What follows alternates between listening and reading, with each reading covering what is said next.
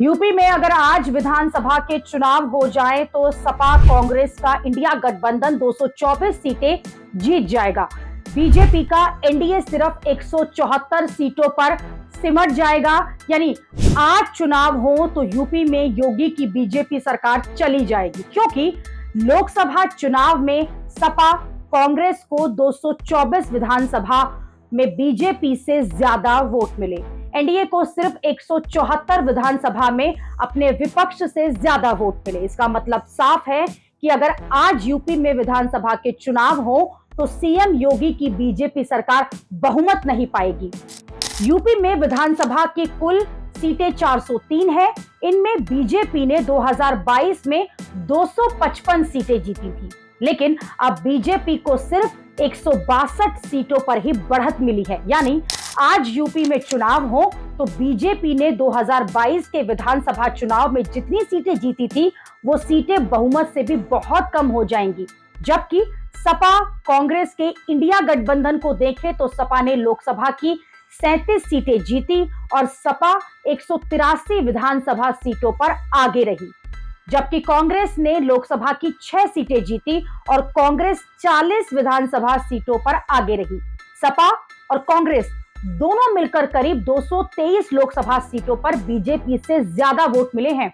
UP में बहुमत का आंकड़ा 202 है और अगर लोकसभा चुनाव का ही ट्रेंड विधानसभा में रहा तो इस हिसाब से तो अखिलेश और राहुल यूपी में सरकार बना सकते हैं, जबकि बीजेपी की यूपी में पकड़ कमजोर होती जा रही है। 2017 के विधानसभा चुनाव में बीजेपी ने 312 सीटें जीती थी, जबकि 2022 के जो विधानसभा चुनाव थे उसमें बीजेपी लुढ़ककर 255 सीटों पर पहुंच गई थी। अब 2024 के लोकसभा चुनाव में बीजेपी 162 सीटों पर ही आगे रही। ये बीजेपी के लिए यूपी में खतरे की घंटी है, क्योंकि जहां एक तरफ बीजेपी ढलान पर है वहीं सपा कांग्रेस मजबूत होकर सामने आ रही है। सपा ने 2017 के चुनाव में सिर्फ 47 सीटें जीती थी।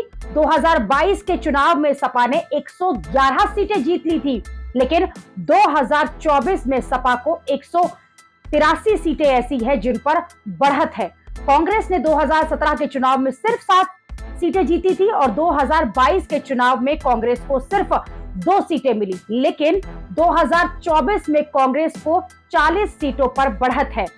इसमें मायावती की बीएसपी का तो बिल्कुल सुपड़ा साफ है। बीएसपी को 2017 में 19 सीटें मिली, 2022 में बीएसपी को सिर्फ 1 सीट मिली, 2024 में तो बीएसपी किसी सीट पर आगे ही नहीं आई। यानी मायावती की बहुजन समाज पार्टी यूपी में 0 पर सिमट गई है और मायावती का जो वोट बैंक है वो टूटकर इंडिया गठबंधन की तरफ जा रहा है। तो बीजेपी का यूपी में बहुत बड़ा चैलेंजर भी बन चुका है।